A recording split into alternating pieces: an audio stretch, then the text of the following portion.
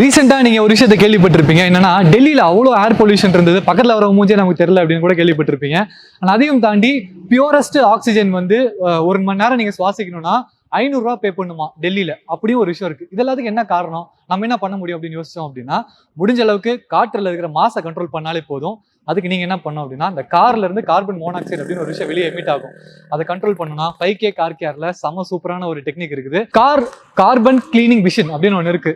இந்த carbon cleaning machine மூலியமா உங்க காரை ட்ரீட் பண்றதுனால உங்களுக்கு என்ன கிடைக்கும் அப்படின்னா, ஒன்று உங்க இன்ஜின் நீட்டா கிளீனா மாறிடும். அதனால உங்களுக்கு நிறைய மைலேஜ் கிடைக்கும். அதையும் தாண்டி உங்க காரோட பெர்ஃபார்மன்ஸ் வேற லெவல்ல இருக்கும். 1 லிட்டர் இருந்தாலும் 1.2 லிட்டர் இருந்தாலும் 1.5 லிட்டர் எல்லாத்துக்கும் நீங்க பண்ணலாம். உங்க கார் வந்து செம்ம சூப்பரா பெர்ஃபார்மன்ஸ் கொடுக்கும். இது எல்லாத்தையும் தாண்டி நான் ஏற்கனவே சொன்னல, இந்த டெல்லியில ஏர் பொல்யூஷன், காற்றுல மாசு அதிகமா இருக்கு. எல்லாத்துக்கும் காரணம் இந்த கார்பன் மோனாக்சைடோட எமிஷன் ரொம்ப கண்ட்ரோல் ஆகும்.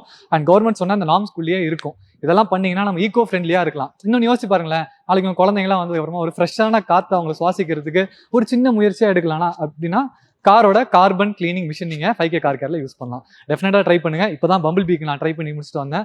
வேற லெவல் பெர்ஃபார்மன்ஸ் இருக்குது. அதனால அதுவும் நீங்க ட்ரை பண்ணுங்க.